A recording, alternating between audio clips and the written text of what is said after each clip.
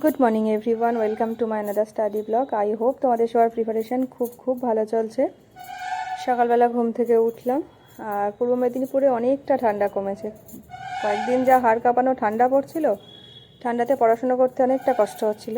এখন বেশ ঠান্ডাটা কমেছে, কোনো অসুবিধা নেই। যাই হোক, সকাল সকাল ঘুম থেকে উঠে প্রথমে একটু বিছানাটা গুছিয়ে নিলাম। বিছানা গুছানো হয়ে গেছে, এখন রুমটাও একটু ক্লিন করে নেব।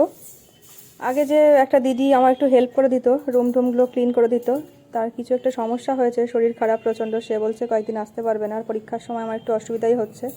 যাই হোক, কাজ করতে হবে, কিছু করার নেই। আর বুক সেলফটাও একটু গুছিয়ে নিলাম।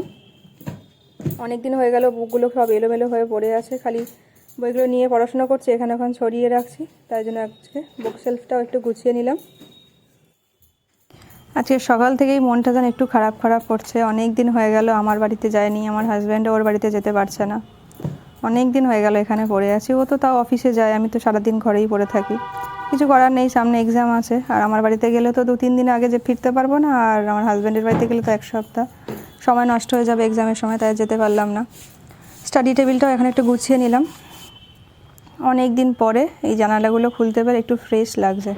কয়েকদিন যা প্রচণ্ড হাড় কাঁপানো ঠান্ডা পড়ছিল, আর এই একদম জানালা খুললেই বড় একটা পুকুর আর জলো হাওয়া আসতো। এত ঠান্ডাতে রুমের জানালাই খুলতে পারতাম না। তো আজকে ঠান্ডাটা একটু কম, একটু মানে একদমই ঠান্ডা নেই। কাল রাতে প্রচণ্ড গরম লাগছিল এখানে। যাই হোক, জানালাগুলো খুলে একটু যেন ফ্রেশ লাগছে। সকালে ঘরের কাজ মোটামুটি সব কমপ্লিট হয়ে গেছে। এখন 2টো ডিম সিদ্ধ বসিয়েছি আমার আর আমার হাজব্যান্ডের জন্যে।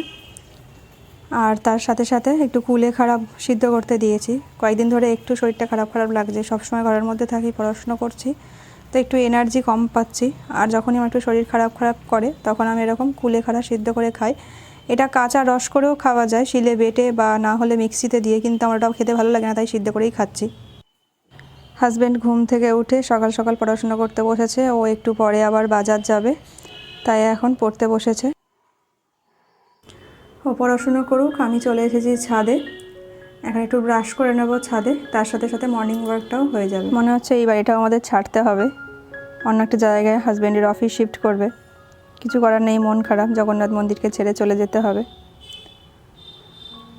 হাজব্যান্ড বাজার করে নিয়ে এসছে, মুদিখানার বাজার সব নিয়ে এসেছে।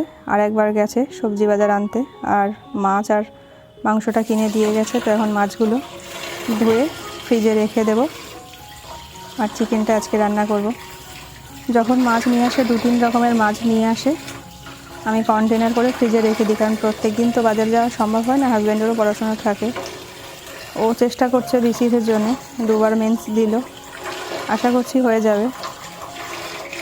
আর ও এমনিতেই জব তো করেই, কনজিউমার ওয়েলফেয়ার অফিসার। প্রত্যেকের তো একটা ড্রিম জব থাকে, ওর ড্রিম জব হচ্ছে WBCS। যাই হোক, দুজনে মিলে সংসারটা করি, খুব একটা অসুবিধা হয় না, খুব একটা কাজ নেই। ও হেল্প করে, আমিও অনেক কাজে হেল্প করি। তো হাজব্যান্ড আজকে 2 রকমের মাছ নিয়ে এসছে, বড় বড় বাটা মাছ নিয়ে এসেছে আর কাতলা মাছ নিয়ে এসছে। তো সেগুলোই এখন ধুয়ে কন্টেনারে করে রেখে দেব। মাছগুলো ধোয়া হয়ে গেছে, কৌটোতে করে রেখে দিয়েছি, এবার ফ্রিজে তুলব। মাছগুলো ফ্রিজে তুলে এখন চলে এসেছি পড়তে। ছাদে রোদ নেই, আর ওয়েদারটা খুব একটা ভালো না, এই সময় শরীর খারাপটা বেশি করে। যাই হোক, ছাদে হালকা রোদ আছে, একটু পড়তে বসেছি। কয়েকদিন সায়েন্স পড়তে পড়তে বেশ টায়ার্ড হয়ে পড়েছিলাম, তাই একটু ট্র্যাডিশনাল জিকেটাও পড়ে নিচ্ছি। ট্র্যাডিশনাল জিকেটা পড়া আছে, বেশ কয়েকটা টপিক এক্সট্রা এখন নতুন আবার অ্যাড করেছি, সেগুলো এখন পড়ে নিই। আবার সায়েন্সটা কয়েকদিন পড়বো, সায়েন্সটাও মোটামুটি ওভারঅল কমপ্লিট আছে।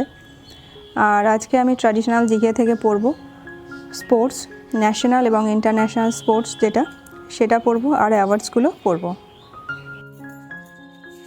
স্পোর্টস থেকে kabaddi, football, cricket, hockey, kho kho, দাবা, এগুলো একটু ডিটেলসে দেখে নেব। এগুলোর হেডকোয়ার্টার কোথায়, যেরকম আন্তর্জাতিক হচ্ছে ওই যে ফিফা, এটা কত সালে এই সংস্থাটা গঠিত হয়েছিল, এর হেডকোয়ার্টার কোথায়। তাই জন্যে kabaddi, football, cricket, hockey, kho kho, দাবা এগুলো পড়ে নিয়ে আমার হাজব্যান্ড টিফিন নিয়ে চলে এসেছে, এখন টিফিন করে নেব। কাজ করতে করতে তাই টিফিন খেয়ে নিয়ে আবার এখন একটু পড়তে বসেছি। স্পোর্টস থেকে হচ্ছে বিভিন্ন খেলার মাঠের পরিমাপগুলো খুব ভালোভাবে দেখতে হবে, যেরকম টেবিল টেনিস, কুস্তি, তারপরে সাইক্লিং, ঘোড়দৌড়ের মাঠ, এগুলো হচ্ছে খেলার মাঠের পরিমাপগুলো একটু দেখতে হবে। তারপর হচ্ছে ক্রীড়াক্ষেত্রের নাম, যেমন ব্যাডমিন্টন বা লন টেনিস হচ্ছে কোর্ট, গলফ হচ্ছে কোর্স, তারপর ক্রিকেট পিচ, এই সমস্ত ক্রীড়াক্ষেত্রের নামগুলো দেখতে হবে। বিভিন্ন খেলায় হচ্ছে খেলোয়াড়ের সংখ্যা কতগুলো করে প্লেয়ার থাকে সেইগুলো একটু দেখতে হবে। তারপর খেলাধুলায় হচ্ছে ব্যবহৃত বিভিন্ন শব্দগুলো, যেরকম ক্রিকেটে হচ্ছে সেঞ্চুরি, তারপর সিলি পয়েন্ট, তা চায়নাম্যান, এই সমস্ত ওয়ার্ডগুলো একটু ভালোভাবে পড়তে হবে। তারপর বিশ্বের বিভিন্ন খেলার সাথে যুক্ত স্থান, যেরকম লর্ডস ক্রিকেটের ক্ষেত্রে England, MCG Australia, Melbourne Australia, এই সমস্ত বিশ্বের বিভিন্ন খেলার সাথে যুক্ত স্থানগুলো দেখতে হবে। এবং ভারতের উল্লেখযোগ্য স্পোর্টস স্টেডিয়াম যেগুলো আছে সেগুলো খুব ভালোভাবে একটু দেখতে হবে। এবং সব থেকে যেটা ইম্পর্টেন্ট সেটা হলো বিভিন্ন ট্রফি, বিভিন্ন খেলার সাথে যুক্ত ট্রফি বা কাপ যেগুলো, সেটা একটু খুব ভালোভাবে দেখতে হবে। এখান থেকেই প্রত্যেকটা এক্সামে আমি দেখেছি পরীক্ষাতে প্রশ্ন আসে, স্পোর্টস থেকে বিশেষত এই ট্রফি থেকেই পরীক্ষাতে প্রশ্ন আসে, তাই এই ট্রফিটা খুব ভালোভাবে পড়তে হবে। সকালের পড়া কমপ্লিট করে এখন চলে এসেছি রান্না করতে। হাজব্যান্ড সকালে মাছ এনেছিল, 2 রকমের মাছ আর চিকেন এনেছিল, এখন চিকেনটা রান্না করে নেব। রান্নাবান্না করে খাওয়া দাওয়া সেরে একটু রেস্ট নিয়ে বিকাল এখন আবার একটু পড়তে বসেছি। তো পড়তে বসার আগে হাজব্যান্ডকে দিয়ে একটুখানি আরও কিছুটা অ্যাওয়ার্ডস, আমি জানি না কোনগুলো পড়তে হবে, ওকে দিয়ে একটু দাগ দিয়ে নিচ্ছি।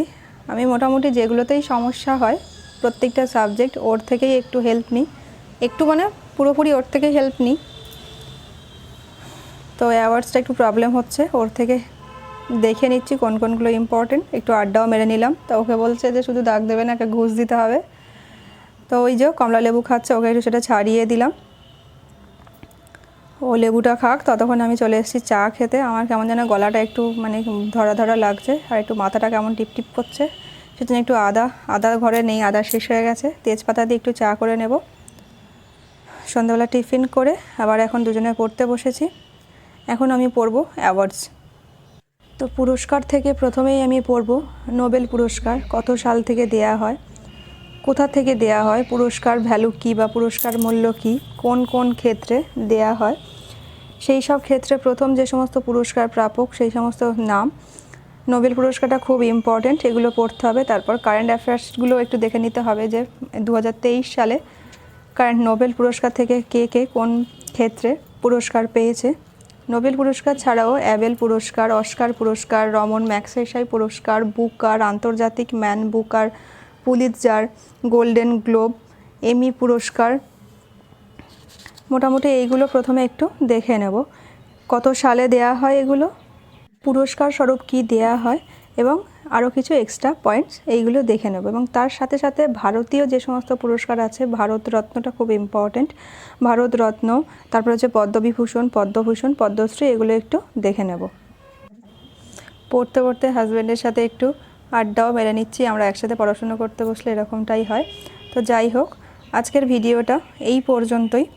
আমার ভিডিওগুলো যদি তোমাদের ভালো লেগে থাকে, যদি ইনফরমেটিভ মনে হয়, তাহলে প্লিজ লাইক করো, কমেন্ট করো, শেয়ার করো এবং সাবস্ক্রাইব করো। টাটা।